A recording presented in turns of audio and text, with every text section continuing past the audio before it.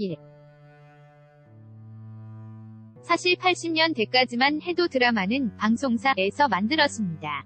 당연히 방송사가 화수분이 아닌 이상 큰 기획 드라마가 아닌 이상은 단편 소품이 대부분이었어요. 80년대 드라마 보면 해피타임 명작 극장에서 좀 뻥튀기를 하지만 지금 딱 KBS 1일 드라마, TV 소설 수준의 퀄러티, 물론 연기자들은 훨씬 낫지만 를 자랑했고요.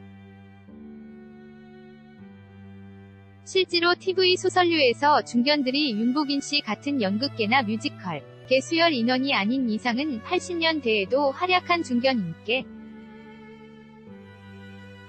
바로 그런 드라마에 특화되어서입니다. 하지만 희대의 괴작인 비극은 없다 부터 외주 제작이라는 게 시작되었고 이때부터 드라마판이 이전과 다른 양상이 벌어진 겁니다. 물론 마봉춘 아드처럼 방송사 자회사에서 만든 작들도 꽤 많습니다만 이 회사의 작품이 반드시 모회사만 방영하는 게 아닙니다. 의유리가 나온 tvN 명품 막장, 노란 복수초도 원래 MBC 방영 예정으로 만든 작인데 어른의 사정으로 tvN으로 갔습니다. 그런 식으로 돌다 보니 이런 외주 드라마 제작사 들은 방송국의 갑질부터 제작비 충당의 문제라가 벌어지거든요. 일반적으로 저예산 소품이 아닌 이상은 이런 외부 자금 문제가 들어오는데 사실 이건 영화판도 마찬가지입니다만 여기에 한류다 뭐다 이런 문제로 인해서 드라마판이 해외판권과 결부되는 일종의 도박사업이 된 것도 새로운 변수가 되었습니다. 보통 이런 경우는 이전에는 이 바닥 큰손들이 휘어잡는 경우가 많았습니다. 하지만 외주사들도 큰 판을 벌일 수 없는 이유가 있었던 것이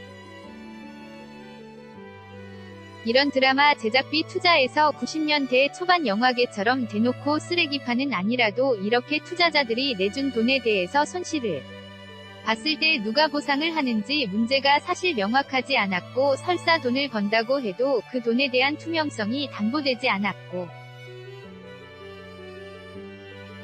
당연히 이런 문제에 있어서 조세 확정의 문제가 벌어지게 된 겁니다. 실제로 영화 투자한다고 세금 날름하는 큰손이 꽤 되었습니다. 모 작가 나부랭이는 그냥 번 돈에서 세율로 세금 때리면 되는 거 아니냐는 희대의 망언을 날렸는데 그럼 적어도 제대로 세금 신고한 적 없는 이 사람은 똥수저라는 게 드러납니다. 강남돼지 엄마 김정숙 씨나 마누라 이름으로 강남에 빌딩 가진 변호사 최계동 씨가 다시 말해 투자가 원 직업이 아닌 사람들 지인 소개로 드라마 투자에서 벌은 돈과 재방송 때 들어오는 일정 금액이 과연 무슨 성격의 소득이냐에 대한 논쟁은 법학 교수들이나 세정당국 간의 첨예한 논쟁거리였고 이것은 영화 친구에서의 소위 네티즌 펀드 사건으로 일이 커지게 되었습니다. 결국 이 문제를 해결하고자 드라마나 영화에서 한시적 공적 투자 펀드 설립이 합법화되고 여기서 나오는 수익을 일종의 금융소득으로 책정하고 관련 부가법까지 완료되어서 일단은 이 문제는 해결이 되었고 이런 일련의 과정 끝에 굉장히 많은 대작 드라마들이 기획상품으로 나오게 되었습니다.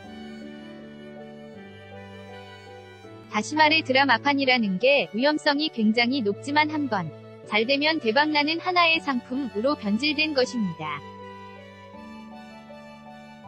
자, 그럼 처음으로 돌아갑시다. 보통 이런 드라마판에서는 일종의 투자회사가 나오고 거기서 기획안을 내서 투자자를 모집합니다. 근데 인정 설립 100주년 기념 월북 독립운동가 김원봉 나오고 중견 배우 쓰고 KBS에서 광고 수익 없는 채널에서 만들거임. 관객 문사철이 보겠지. 엠팍이나 모 게시판이나 네이버 카페에서 벌써 본다함 이라는 기획이나 이번에 만주와 중국을 무대로 한 대형 쇼와 시대 독립운동 로망 사극 하나.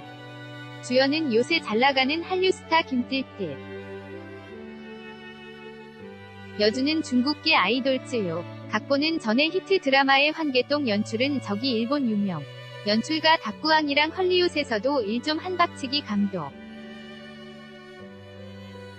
김뜰뜰과 쯔유 소속사인 저크에서 일부 지분 투자 예정이라는 기획이 있을 때 여러분은 어디에 투자하겠습니까? 물론 이런 기획 투자라는 게 앞에서 말씀드렸듯이 굉장히 위험이 큰 사업임에도 기획만 보고 결정되는 게 이 바닥이 되었고 이제는 이런 쪽에 특화된 드라마를 만들어야 하는 시대입니다. 흔히 하듯 이런 드라마 안 보면 비국민님. 이 드라마 망하면 일본놈 누가 이 좋아할 것 이라는 문사철의 발광보다는 김 사장 이 미친놈아. 투자하면 수익 준다더니 내 돈 내놔라 가 더 무서운 시대가 되었어요. 문사철이야 지가 좋아하는 정치인을 위해서는 마누라까지도 팔아먹고 정조를 바친 다고 하지만 자본가는 돈이 안 되면 철저히 버리는 냉정한 물건들이에요. 이 상황에서 대하사극에 얼마나 많은 돈이 들어갈까요? 세금 넣으면 되겠네요. 그럼에도 대하사극을 굳이 부활시키겠다는 건 고개를 갸웃거릴 수밖에 없지요. 사실 대하사극이 대차게 말아먹고 이미 사라진 장르가 된 건 박근혜가 대통령이 돼서가 아니라 이런 벌거벗은 자본판으로 드라마가 변질된 시대의 산물이라는 겁니다. KBS 대하사극이라는 건 또 HBO에서 만드는 명품 사극들과 달리 이런 봄과 달리 근성으로 연명하는 박물관에서나 볼 수 있는 거라는 것이지요. 그렇게 된다면 과연 김원봉 사극이 어느 정도 성공할 수 있을지 살짝 궁금하지 않을까요? KBS 대하사극이 성공할 수 있던 마지막 기회는 저는 정복군주 3부작이었다고 봅니다. 사실 이건 수준 이하로 말아먹는 바람에 근초고왕이나 관계토태왕이야 그렇다고 해도 대왕의 꿈을 아주 잘 말아먹은 거 보면 KBS 도인재가 없다는 생각이 명이 끊어진 거라고 보면 됩니다. 정도전이 있다고 하지만 정도전은 사실상 전성기의 대하사극에 비해서는 중간 정도. HBO가 가격 차별화 선정성 강화에 이런 탄탄한 서사구조 전문투자 확충이라는 세 마리 토끼까지 잡았으니 성공했지만 KBS는 가능이나 할까요? 이렇게 이야기하니 요새 사극이 다 흥할 거라고 생각하시는데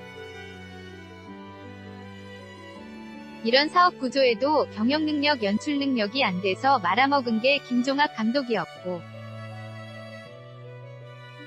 최근에 이런 사극 펀드로 원금 손실까지 난 사극도 몇 작이 있습니다. 뭐 자세한 건 생략 즉 이 바닥도 웬만큼 미치지 않고서는 나오기 어렵다는 이야기입지요. 신고